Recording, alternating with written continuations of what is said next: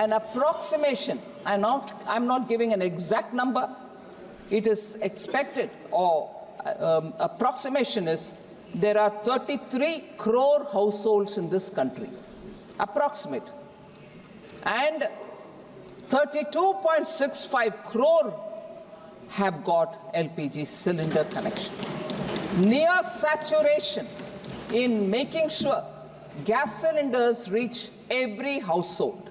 So I must credit the Ministry of Petroleum and Natural Gas for having taken this distribution of LPG to households. Since after Ujjwala came in, we have made sure that many of those families which gave up the extra cylinder on Honorable PM's nudge that he gave, saying, please, those who don't need the subsidy, give it up. Many people gave it up. But Ujjwala grew as much as also the others who don't need Ujjwala. So total saturation is 32.65 crores. And from among this number, 10.33 crore Ujjwala beneficiaries also are there. So this 32.65 crores includes Ujjwala 10.33 crores. Ujjwala 14.2 kg LPG cylinders, 14.2 kg, the weight of the cylinder, is given at an effective price of 503 rupees per cylinder.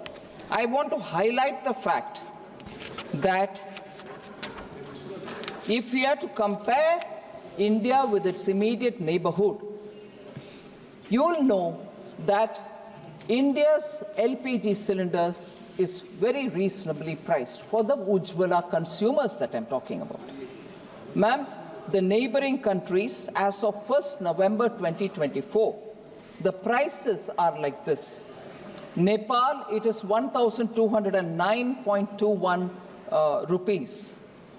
And I'm saying it in INR, Indian rupees. Sri Lanka, it is 1,211.24 rupees. Pakistan, it is at 1,095.41 rupees. And for Ujjwala customers, it is in India 503 rupees only. And immediate question would be, what about those non-Ujjwala? Because it's an essential thing for a household. Effective price of non-Ujjwala consumers, and I'm talking about New Delhi, is 803 rupees. So I want a clear appreciation of the fact, appreciation not so much for appreciating, but for recognition of the fact that compared to the neighborhood, India's LPG prices, even for non-Ujjwala, is far lesser than what it is like in our neighborhood. Manish Tiwari, member, I can't take, but that was essentially for this particular question. Madam, there were concerns expressed also about unemployment being very high. Several members raised questions on it, and I highlight some of the facts.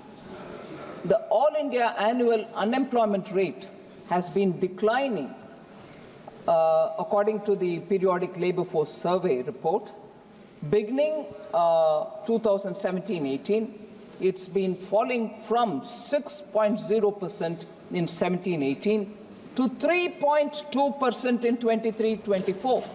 Unemployment rate was 6% in 2017-18. Today it has come down to 3.2%. And this is accompanied by a rise in the labor force participation ratio and worker to population ratio figures as well. A very important factor is the gender component, madam. The female labor force participation rate has been on the rise for the past 6 years, from 24.5% in 2018-19 to 41.7% in 23-24, and we'll be glad to know that this is largely driven by rising participation of rural women into the labor force. So this is a very noteworthy transformation that we are seeing. I would like to put it before you, Honorable Chairperson. According to the latest payroll data of the EPFO, cumulative net addition of EPF subscribers, which very clearly shows the formal employment. So cumulative net addition of EPF subscribers touched 91.1 lakh in first half of this year, that is 24-25, which is nearly 29% higher than the cumulative net additions of 70.5 lakhs in the same period last year. So it's an important, and we are clearly talking about the net addition. It's not the numbers who have gone, we've ignored it or anything like that. We are talking about net addition. Nearly 2/3 of the new subscribers in the EPFO payroll have been from the 18 to 28 years band. So for all of us who rightly have concerns about the youth of India, I would like to show this figure that the net addition to the EPF subscriber numbers has 2/3 of them coming from those in the age group of 18 to 28. So the youth of India are coming on board and getting into EPF-related registers. Madam, there was also concern and a lot of discussion about the procedure not being followed in sanction of contingency fund advance. I think it was member N.K. Premachandranji who raised this point. I'd like to respond to him because I think he highlighted, I appreciate the fact that N.K. Premachandranji gets into a lot of granular details of the budget and also of the financial rules. Here he quotes, or I quote, he said, the procedure given in para 5 of Delegation of Financial Powers rule regarding laying statement by ministers for giving contingency fund advance is not followed. That was his concern. I'd like to remind member N.K. Premachandranji that the procedural issue which you raised about withdrawals of contingency fund, an advance of 100 crores given to MNRE for the PM Surya Ghar. Am I right?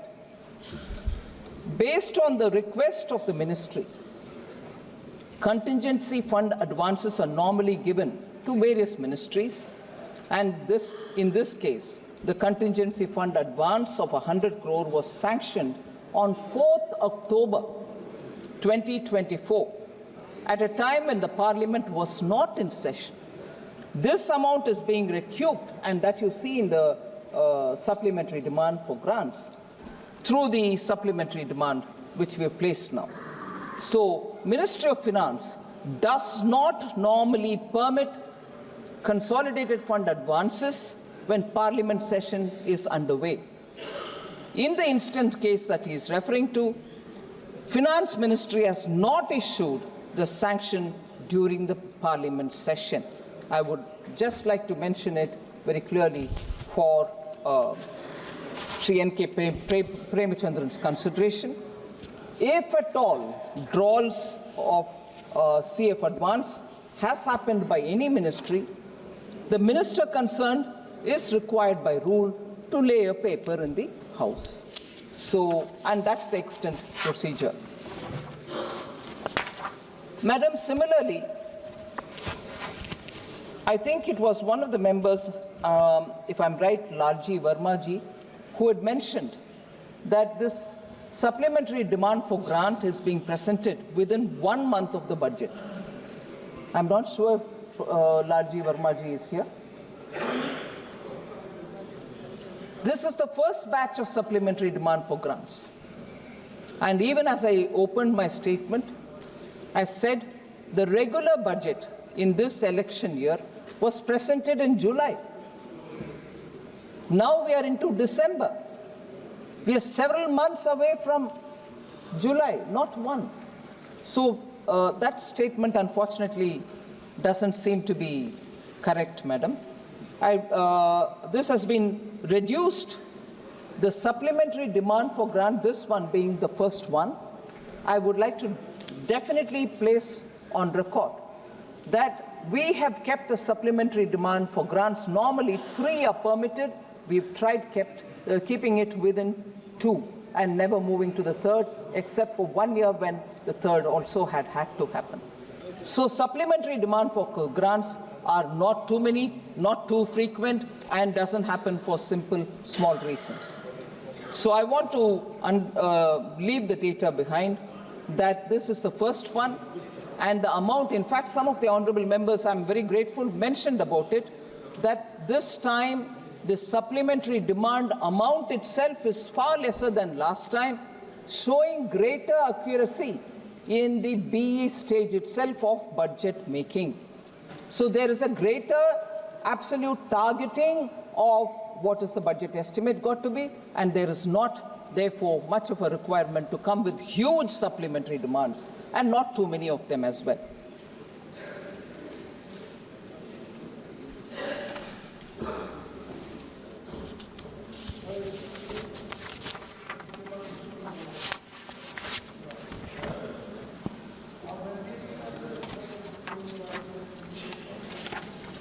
Ma'am, there's been a concern about sustaining growth.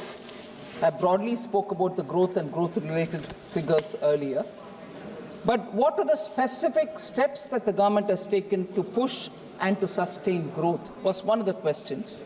As much as private sector investment slowdown and more investment on infrastructure have all been points on which a lot of members have raised their concerns. I'd like to broadly say that even at the beginning we said there has been considerable emphasis on capital expenditure. Repeated every year, our capital expenditure amounts are only growing, not in just actual numbers, in percentages as well. That this year we allocated 11.11 lakh crores for capital expenditure. If we understand that together with the amounts that we've given to the state, this year particularly, we have given 1.50 lakh crores to the states as interest-free 50-year loan for capital assistance. If effective capital expenditure of the union government is taken on board, and what is the effective capital expenditure, madam? Includes budgeted capital outlay and grants and aid for capital creation. If these two are put together, you get the effective capital expenditure figure. And while 11.11 lakh crores is the capital expenditure announced in the BE, effective capital expenditure inclusive of our capital assistance to the states, interest-free, it is pegged at 15.02 lakh crores, madam. One of the highest in Government of India's history. This is the amount we are giving for capital expenditure, which has given a big role also for the states to build their capital expenditure account. And as a result, I think steps that we're taking to push for growth and to sustain growth are going through this route of capital expenditure, so that the multiplier effect, which will spread through the economy and therefore give a greater traction and multiplier effect to the economy itself, will be bigger. Because I think we've spoken about this as well, which I'd like to emphasize again, that for every rupee spent on capital account, the multiplier effect that you get touches even 3.48, sometimes 4.3. That is the kind of multiplier you get when you spend on capital account. Whereas if you spent on revenue account, for every 1 rupee, you would get only 0.98, less than 2 paise, less than 100 paise, which is 1 rupee. So that is not going to benefit if we just spent money or put money in the hands of the people, promote immediate consumption so that people can go out in the market and buy the essentials. They are important. But the multiplier that gives is far lesser than the multiplier that you would gain when people are given in-situ jobs, because projects are running, capital assets are being built. We have gone through that route, and this time the effective capital expenditure of the Government of India is at 15.02 lakh crores. What are the expenditure on which this amount is getting spent? Regional connectivity, robust highways, railways, coastal shipping, digital infrastructure, and multimodal logistics are areas in which we are spending this money, and also addressing skill deficit through package of 5 schemes which we have announced in this budget itself. And these have given results. So it's not as if I've spent the money, we don't know what is the outcome. The results are there for everyone to see. Increase in gross fixed capital formation to 30.8% of the GDP in 23-24, compared to an average of 28.9% between 2014-15 and 2018-19, pre-pandemic years. So pre-pandemic years, you had 28.9 gross fixed capital formation, whereas now it's gone up to 30.8%. Also, private investment by non-financial firms, about 3,200 firms, an independent research looked into it and said 11.6% is the growth in private investment by non-financial firms. That itself will explain. I'm talking not about the banks, not talking about the NBFCs, but other firms which are in the private sector. An improvement in the ranking of the World Bank Logistics Performance Index from 54th place, where we were in 2014, to 38th place in 2023, to 44th place in 2018, and to 22nd place in 2023, particularly under international shipments category. Ma'am, you probably are aware that in every session of the budget, we have questions on tax devolution to opposition-ruled states, and that they have been reduced, particularly for Kerala, Karnataka, and Himachal Pradesh. Shri K.C. Venugopalji asked about it. I'd like to again, like the way I do in every session, again answer this question. Tax devolution to states is based on the formulation and the recommendation given by the Finance Commission. Within first 45 months of the 15th Finance Commission, the current Finance Commission, the tax devolution to these states is more than the total tax devolved to these states in the entire period of the 14th Finance Commission. Entire period of the 14th Finance Commission, 5 full years, and you can take 45 months of the current Finance Commission, which is just about 4 years and about a couple of months, 3 months. I'm going by state, madam. Karnataka during the 14th Finance Commission, which is like between 2014 and 2019, had 1,35,044 crores devolved to it. And within the 45 months of the current Finance Commission, they have received 1,41,937 crores, already much more than the entire five-year period of the previous Finance Commission. Himachal Pradesh received 20,830 crores during the 14th Finance Commission's entire period, whereas what they've received in the first 45 months of the current Finance Commission is 32,087 crores.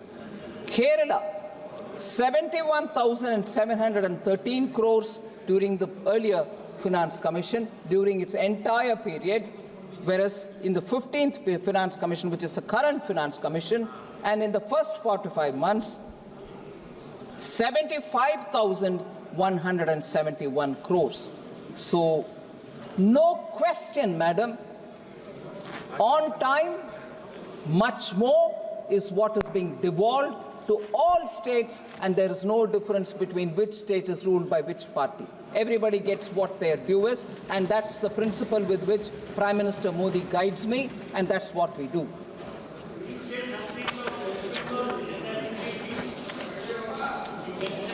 Sir, slow pace of expenditure from the budget 24-25 is another question which N.K. Premchandran ji asked. Union budget, the regular one for 24-25 was passed by the newly constituted Loksabha post-parliamentary election in August. And I've already explained that subsequently when the monies went to the state and when states got onto the ground to do their expenditure, almost 2 quarters were delayed. So this situation is broadly similar to all other election year. However, the total expenditure up to October 24 was 24.74 lakh crores. October 24. This is 51.3% of BE, which is broadly similar to pace of expenditure in up to October 2023.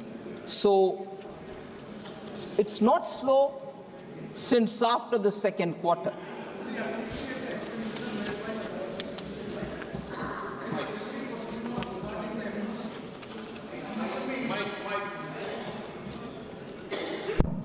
Madam, I fully appreciate the expenditure made by the government during the 6 months, 51.3% of the total expenditure, more than that of the total budget allocation. My point was the most labor industry sector, that is the MSME, the budget outlay was 22,137.95 crores.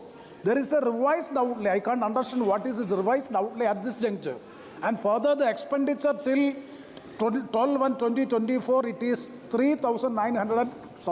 992 crores. That means just lower than 15%. When the total expenditure is more than 51.3%, how in the MSME sector alone it is come just less than 15%? That was my question I have raised.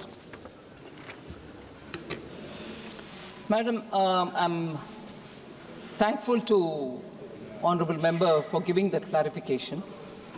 I want to be sure that I don't repeat, but I would like to emphasize on the point that this budget gave particular 5 different schemes to enable the MSMEs to have greater liquidity in their hand, greater access to credit, and like never before, and I say this in particular, MSMEs only had working capital given to them. Our government has now made a provision for them to also have term loans for doing their business, which means they can take the loan from the bank and invest in plant and machinery. But they are, after all, small firms. They will not have huge collaterals to offer. They won't have security to give. So I'm grateful to the Honorable Prime Minister, who very clearly said, if we gave assistance for the small traders on the street, Swanidhi, we gave assistance for women and small people who are doing their business, PM Mudra, all of them are sovereign guaranteed, collateral free. Similarly, for the term loan that we are giving to the MSMEs, we have provided for sovereign guarantee.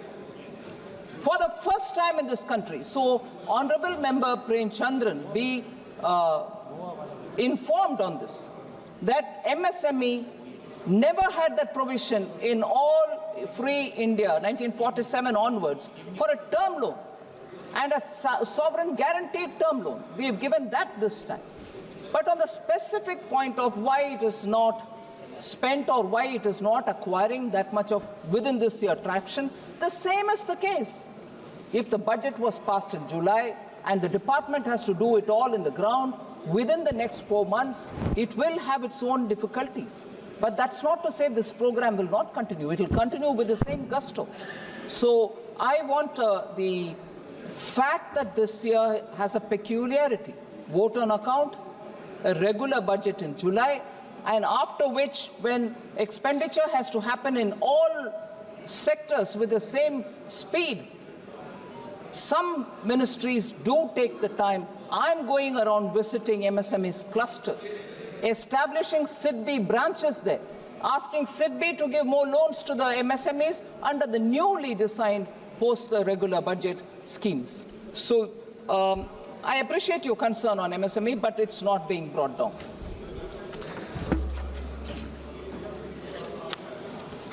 Madam, like always, every session, you're from West Bengal yourself, ma'am.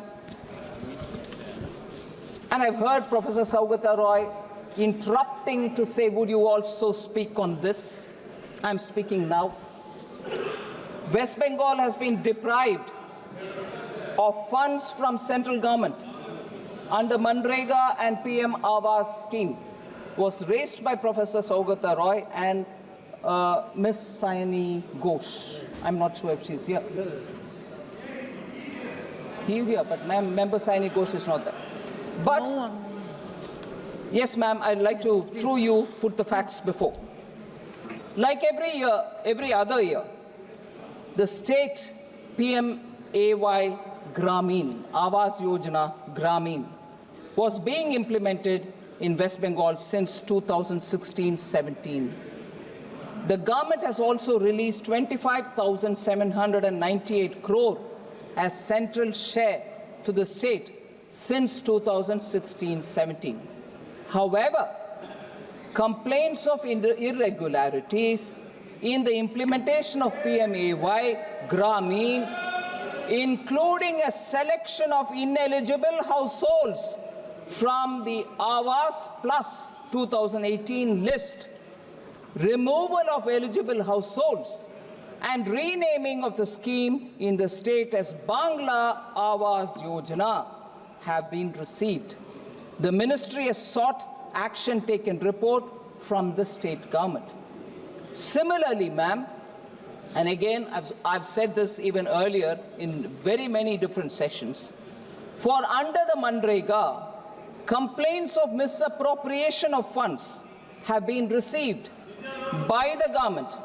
Upon inquiry by central teams, the complaints were proven to be correct. And madam, I may add, the central team was accompanied by the state team as well when they went on inspection. They were proven incorrect. The complaints were proven correct, and not following the rule was clearly established. The Rural Development Department had sought latest status of action taken report. Now, the state government has submitted the ATRs, which are being examined by the Ministry of Rural Development. That's the current position, ma'am, on the question which Professor Saugata Roy has raised. Yeah, please.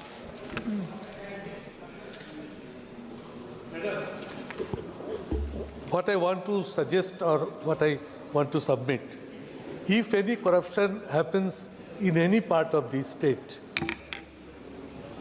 total amount of money, why it is being kept stopped, where possibility of inquiries appears, central team, state team jointly detected any area, stop sending money over there. But for few places or for one or two places, you are blocking the total money. What would be my suggestion, what would be my request to you, to release the amount to the particular state who have due from the center more than 1 lakh crore of rupees as a whole. So would you kindly take up these two issues, Manrega and Awas Yojana? I also want to request you, wherever corruptions reports are there, block money over there. But don't stop the full money for so many as a whole for the total state. But haven't we stopped it on that ground only now? Yes. Please, Honourable Member. Ma'am, Chairperson, the Honourable Member is putting forth a suggestion, saying stop it where the corruption has happened, don't stop entirely. We've not stopped entirely for all over the country. We've stopped where the corruption has happened. उनके सुझाव है कि मैं पूरे देश में रोकना नहीं है, जहां करप्शन हो रहा है वहां रोकने के लिए मैं वही तो कर रही हूं। बंगाल में करप्शन हुआ, उसको रोकूं।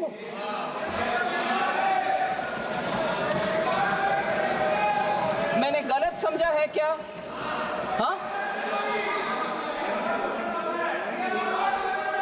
हाँ जी, आपके ओन स्टेट के विषय में ही मैं बोल रही हूं ना। You want English or you want my टूटा फूटा Hindi?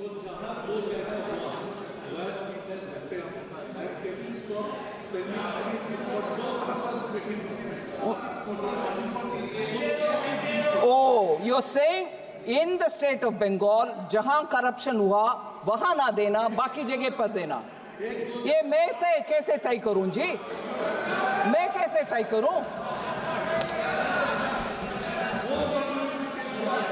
Madam Chairperson, even when I don't stop, even when I don't delay, even when I give an advance payment of, when I have to give 1 month, I'm giving 2 months, I'm accused of differential treatment to different states. अरे corruption हुआ ये साबित हो गया है और central team और state team भी साथ में गए हैं और उधर पेमेंट का रिक्लेम करो, ऐसे आदेश मिलने के बाद रिक्लेम ना करते हुए दोबारा ट्रेशरी से ही उसको भरपाई कर रहे हैं, मतलब करप्शन हुआ। उसके बाद मैं कैसे डिफरेंशिएट करूं? पूर्व मेदिनीपुर में नहीं हुआ, नॉर्थ बंगाल में हुआ नहीं, साउथ परगाना 24 परगाना में, मैं कैसे तय करूं? मैं कैसे तय करूं मैडम? और तय भी करूं, किसको मान्यता होगा? बंगाल चुपचाप अगर मानते हैं तो भी बाकी स्टेट्स मुझके ऊपर को गुस्सा नहीं करेंगे। ये आप कौन होते हो करने के लिए? सो पूरे इसको साफ करने के लिए मैं आपके द्वारा रिक्वेस्ट कर रही हूं, बंगाल गवर्नमेंट को साफ करो भाई। फिर आते हम, जितना भी प्रश्न उठाया गया उसको स्पष्टीकरण दो, एक्शन में दिखाओ, फिर कौन रोकने वाले हैं? आपके पैसा बिल्कुल देंगे, आपके पैसे देंगे।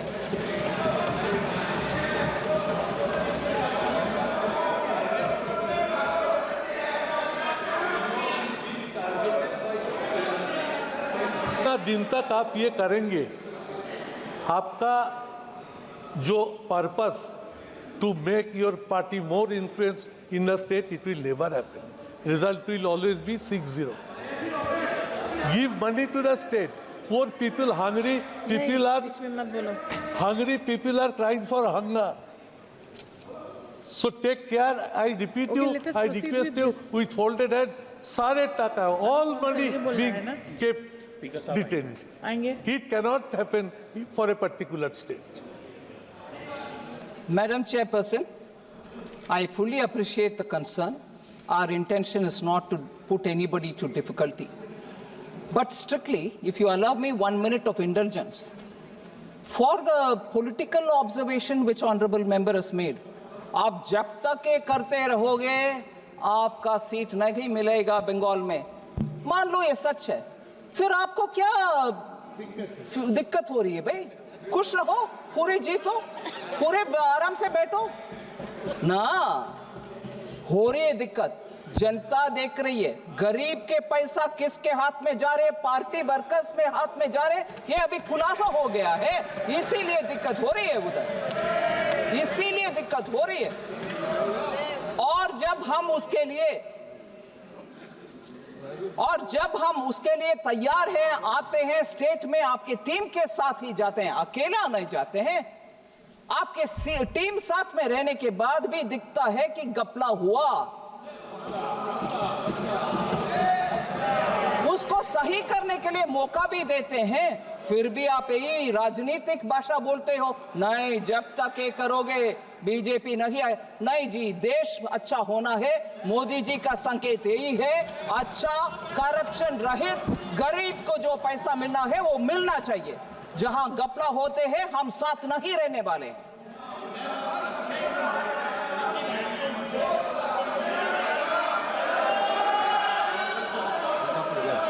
एक का ही है, नहीं सर अभी बैठ गई है, उनको सुन रही है, आपने परमिशन नहीं दी वैसे ही।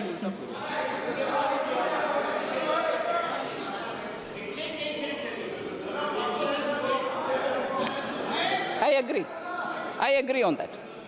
Center and state will have to work together. I agree on that. Honorable Chairman sir, Speaker sir,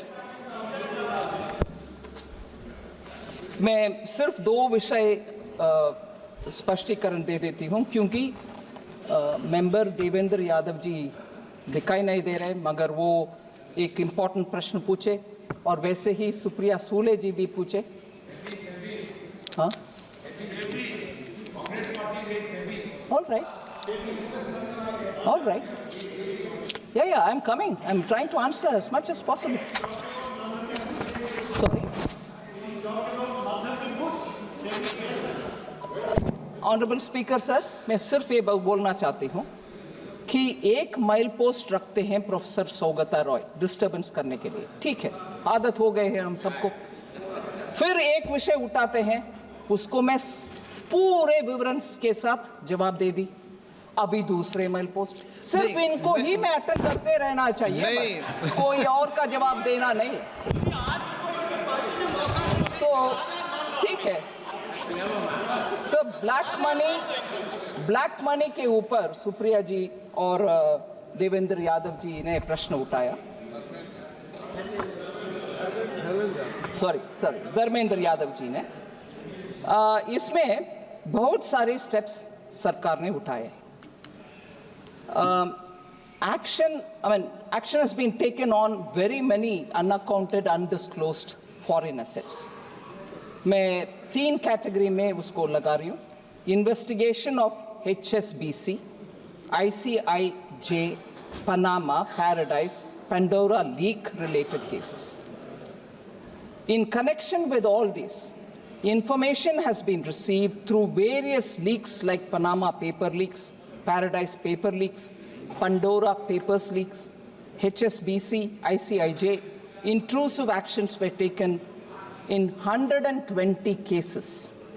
Further, undisclosed income of 33,393 crores have been detected under the 582 cases which have been taken up. A multi-agency group consisting of representatives from various enforcement agencies, organizations, has been taken up by the government for expeditious and coordinated investigation of various categories of foreign assets, such as Panama paper leak, Paradise, and Pandora. The second, which I want to highlight, sir, is the constitution of the SIT on black money. The government, of course, has constituted a special investigation team, and that's working from 2014. Meetings of the SITs are regularly taken up, and action taken report is also reviewed. Particularly, cases involving undisclosed foreign assets and income have really been monitored.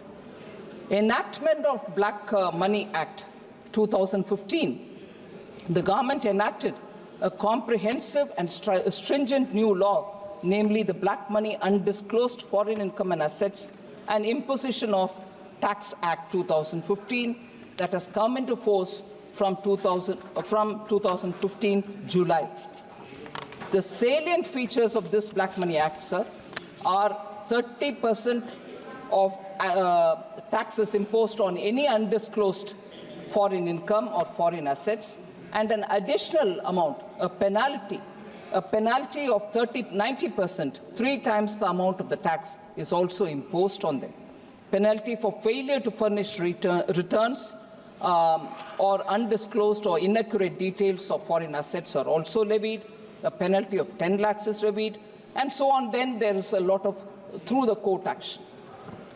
For the effective administration of the Black Money Act 2015, sir, the creation of a foreign asset investigation unit has been established.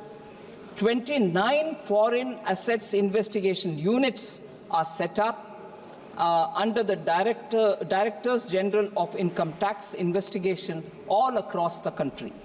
Proceedings under the Black Money Act 2015 as of June 2024 in about 697 cases, raising a demand of more than 17,520 crores that's been raised.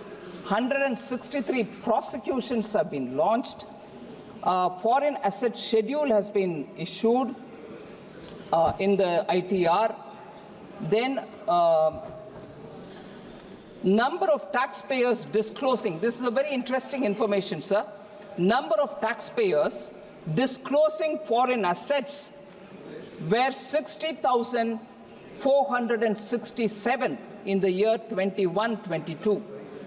Now it is 2 lakh taxpayers in 24-25. The Black Money Act is actually having a deterrent effect on a lot of taxpayers that today they come forward on their own to disclose their foreign assets. Sir, very important data is 82 cases till 30 June have been referred to the ED under the PMLA Act. 82 cases.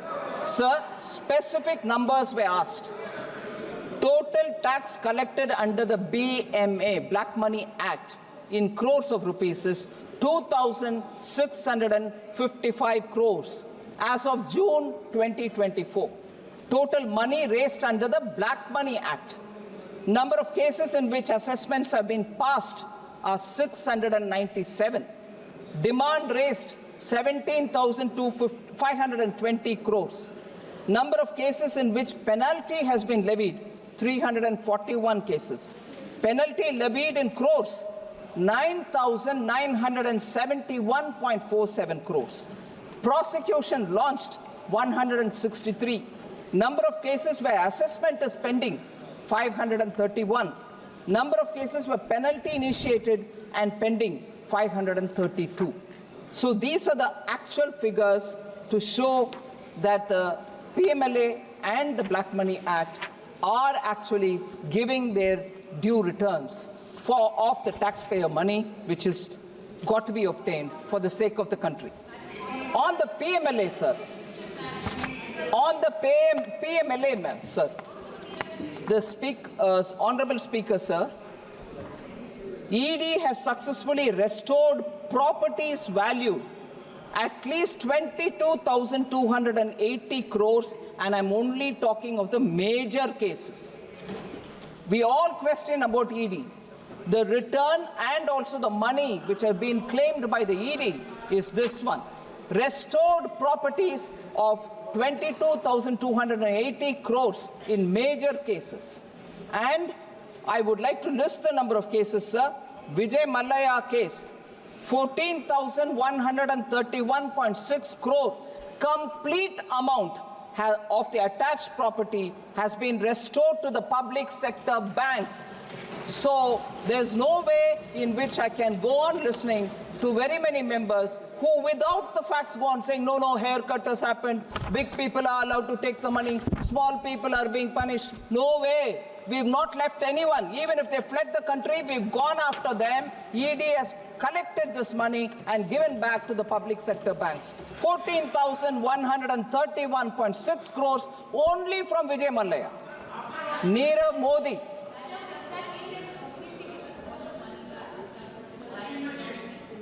Attached properties is what I'm talking about, ma'am. There can still be some more cases, but attached properties and their monies have gone to the public sector banks. And this is the money that is obtained from them. Nirav Modi case, 1,052.58 crores has been restored to the public and private banks. National Spot Exchange Limited, NSEL scam, 17.47 crores have been obtained and given to the banks. SRS Group, which is the SRF Group's Pearl City and Prime projects in Gurugram, 20.15 crores, that is the property restored. Rose Valley, 19.40 crore. Surya Pharmaceutical Limited, 185.13 crore. Novera Sheikh and others, the Hira Group, 226 crore. Amrutesh Reddy, Naidu and others, 12.73 crores.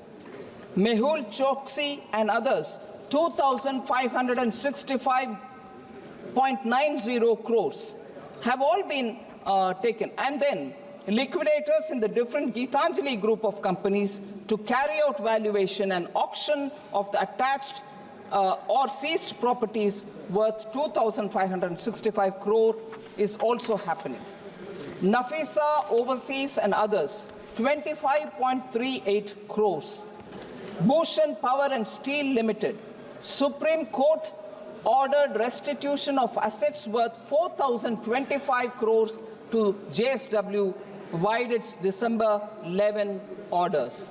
So it is important to recognize, sir, that we have not left anybody in economic offenses. We are after them.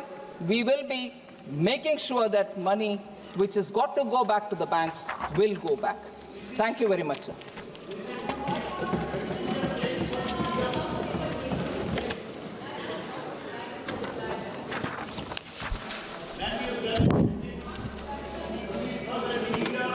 Thank you very much. अनुदानों की अनुपूरक मांगों पर श्री सुधाकर सिंह द्वारा 8 कटौती प्रस्ताव प्रस्तुत किए गए हैं। अब मैं सभी पूछ चुके हैं। अब मैं सभी कटौती प्रस्ताव सभा के मतदान हेतु रखूंगा। प्रश्न है कि श्री सुधाकर सिंह द्वारा प्रस्तुत सभी कटौती प्रस्ताव स्वीकृत किया जाए। जो सदस्य इसके पक्ष में हाँ कहें, जो सदस्य विरोध में हैं वो ना कहें। मेरे विचार में निर्णय ना वालों के पक्ष में हुआ, ना वालों के पक्ष में हुआ। सभी कटौती प्रस्ताव स्वीकृत हुए। अब मैं वर्ष 24-25 के लिए अनुदानों की अनुपूरक मांगों के प्रथम बेच को सभा के मतदान के लिए रखूंगा।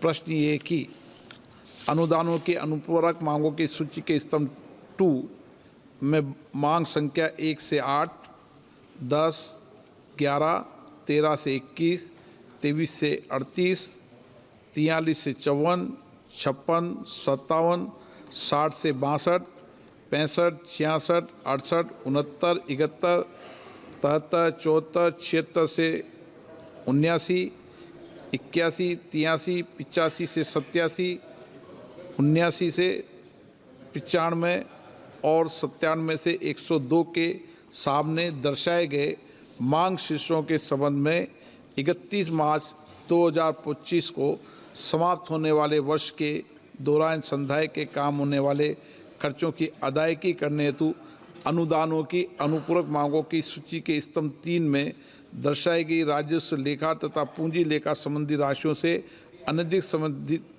अनुपूरक राशियां भारत की संचित निधि में से राष्ट्रपति जी को दी जाए। जो सदस्य इसके पक्ष में हाँ कहें, जो सदस्य विरोध में ना कहें। मेरे विचार में निर्णय हाँ वालों के पक्ष में, हाँ वालों के पक्ष में वर्ष 24-25 के लिए अनुदानों के अनुपूरक मांग का प्रथम बेच पारित हुआ। आइटम नंबर 22 माननीय मंत्री जी। Introduction, sir? Item number 22। Item number 22। 23. Introduction. पहले 22। Okay. Sir, introduce the bill. हाँ, प्रश्न ये है कि विधेयक को पुनर्स्थापित करने की अनुमति प्रदान की जाए। जो सदस्य इसके पक्ष में हाँ कहें, जो सदस्य विरोध में ना कहें। मेरे विचार में निर्णय हाँ वालों के पक्ष में, हाँ वालों के पक्ष में माननीय मंत्री जी विधेयक को पुनर्स्थापित करें। Sir, I introduce the bill. Item 20। Item number 23 माननीय मंत्री जी। Reply to a technical objection which I have raised yesterday, that is regarding the laying of the statement before taking advance from the Contingency Fund of India. Madam has responded to my question that it is not the session on October 1st, Ministry of Energy and Renewable Energy has taken an advance of 100 crores from the Contingency Fund of India. So the rule specifically states that immediately after, soon after the advance, a statement has to be laid on the table of the House. Unfortunately, that statement has not been laid before the House. It is a technical defect and error on the part of the ministry that has to be clarified, because the Parliament cannot be taken for granted, because it is a rule specifically stating that the statement, if you are taking advance from the contingency fund, we are permitting it, Parliament is granting it. But you have to, in emergent cases, if you have taken any advance, it is a mandatory provision according to the rules which you have already made. You have to lay a statement on the House that we have taken this much of advance from the Contingency Fund of India. Unfortunately, such a statement has not been laid on the table of the House. Speaker, sir, I appreciate the technical detail that Honorable Member Prem Chandran is asking. The rule specifically says that for the amounts given as advance to the from the consolidated fund, contingency fund, is given before the session in place, for instance, or whenever it is given, will have to be reported in Parliament. That is exactly what we've shown in the supplementary demand for grants. 1 minute, let me finish. Supplementary demand for grants, where the advance given from the contingency was 100 crores, and the 100 crores are shown here in the supplement. Excuse me, you're a veteran in this Parliament, but I'm trying to answer your, no, Honorable Member, TK.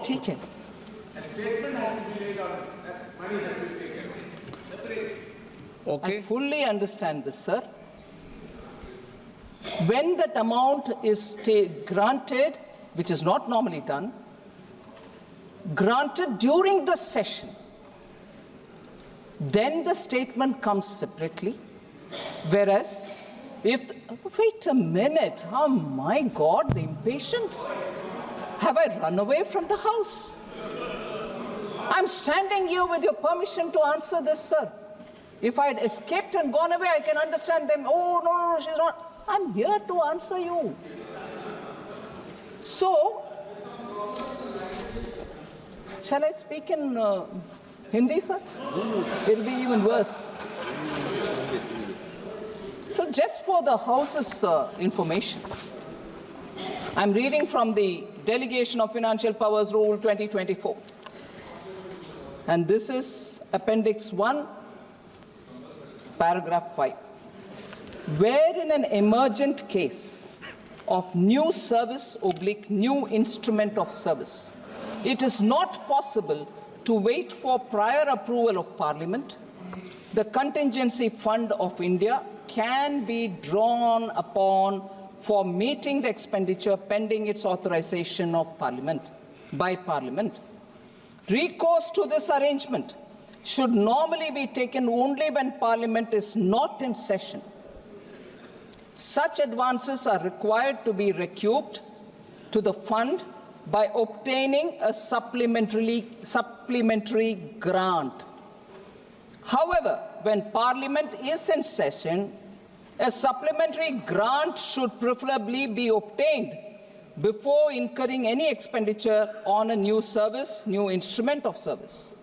That is to say, recourse to Contingency Fund of India should be taken only in cases of extreme urgency. In such cases, the following procedure recommended by 6th Lok Sabha Committee on papers laid on the table in the 4th report should be observed. What is that which has been recommended? Quoting, as far as possible, before such withdrawal is made, the concerned minister may make a statement on the floor of the Lok Sabha for information giving details of the amount and the scheme for which the money is needed. In emergent cases, however, where it is not possible to inform the members in advance, the withdrawal may be made from the contingency fund, and soon thereafter, a statement may be laid on the table of the Lok Sabha for the information of the members, unquote. That is exactly what we are doing, where we have put it into the supplementary demand for grants, and even if that is insufficient, I've not finished, Premchandran ji, I've not finished. Don't worry, he's safe. You don't need to protect him, sir. And we've had such exchanges before. Maybe you have not seen. You may not have been in the House. So, sir, that's what we are doing in the supplementary demand for grants. I'm not even looking at him. I can see him wildly shaking his head, saying, no, not that. There is still this House in session. This House is still in session.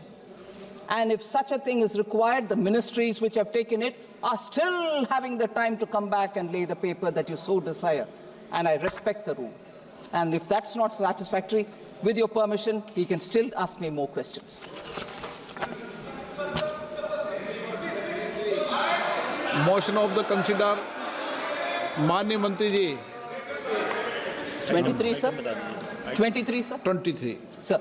I rise to move that the bill to authorize payment and appropriation of certain further sums from and out of the Consolidated Fund of India for the services of the financial year 24-25 be taken into consideration. प्रश्न ये है कि विधेयक पर विचार किया जाए। जो सदस्य इसके पक्ष में हाँ कहें, जो सदस्य विरोध में ना कहें। मेरे विचार में निर्णय हाँ वालों के पक्ष में, हाँ वालों के पक्ष में विधेयक पर विचार करने तो प्रस्ताव स्वीकृत किया गया। अब सभा विधेयक पर खंडवार विचार करेगी। प्रश्न ये कि खंड 2 और 3 विधेयक का अंग बने। जो सदस्य के पक्ष में हाँ कहें, जो सदस्य विरोध में ना कहें। मेरे विचार में निर्णय हाँ वालों के पक्ष में, हाँ वालों के पक्ष में खंड 2 और 3 विधेयक का अंग बना। प्रश्न ये कि अनुसूची विधेयक का अंग बने। जो सदस्य इसके पक्ष में हाँ कहें, जो सदस्य विरोध में ना कहें। मेरे विचार में निर्णय हाँ वालों के पक्ष में, हाँ वालों के पक्ष में अनुसूची विधेयक का अंग बनी। प्रश्न ये कि खंड 1 अधिनियम सूत्र विधेयक का पूरा नाम विधेयक का अंग बने।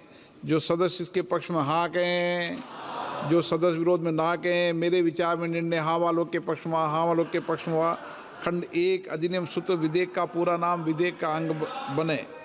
मंत्री जी अब प्रस्ताव करें कि विधेयक को पारित किया जाए। Sir, I rise to move that the bill be passed. प्रश्न ये कि विधेयक को पारित किया जाए। जो सदस्य इसके पक्ष में हाँ कहें, जो सदस्य विरोध में ना कहें। मेरे विचार में निर्णय हाँ वालों के पक्ष में, हाँ वालों के पक्ष में प्रस्ताव स्वीकृत हुआ, विधेयक पारित हुआ। आइटम नंबर 24 गोवा राज्य सभा निर्वाचन क्षेत्र अनुसूचित जनजाति प्रतिनिधित्व का पुनः समायोजन विधेयक 2024।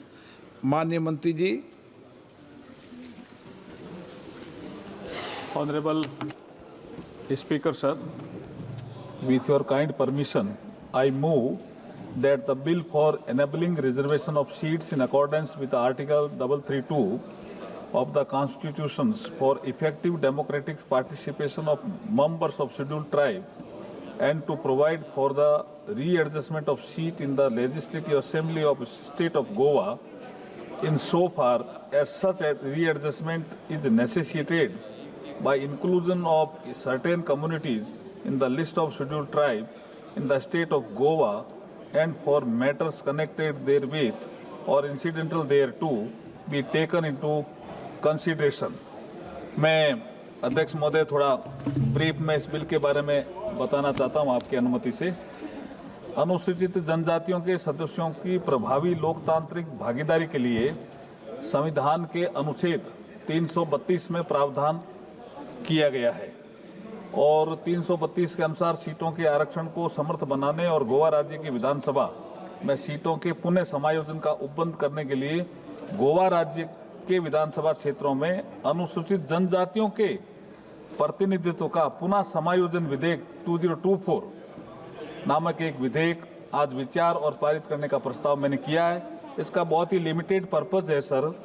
ये 2002 में वहाँ परिसीमन हुआ और अनुसूचित जनजातियों की जनसंख्या 2001 की जनगणना के अनुसार वहाँ 566 थी, लेकिन उसके बाद गोवा असेंबली ने एक बिल पास किया, संविधान अनुसूचित जातियां अनुसूचित जनजातियां आदेश संशोधन अधिनियम 2003, और उसके अंतर्गत गोवा राज्य की अनुसूचित जनजातियों की सूची में 3 नए समुदाय नामक कुणबी, गावड़ा और वेलिप को शामिल कर लिया।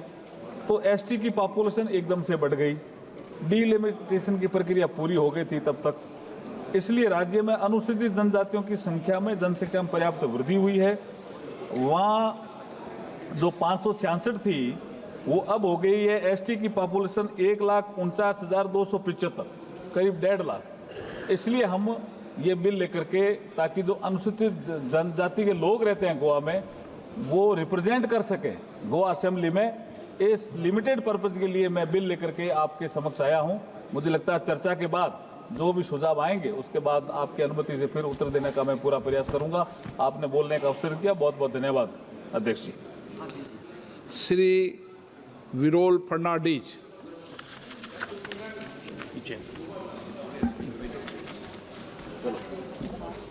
मान्य सभापतीक देव बरें करूं म्हणटा, कित्याक आयज हे इम्पॉर्टंट बिल, म्हत्वाच्या बिलार आमकां उलोवपाक चान्स दिलो म्हण.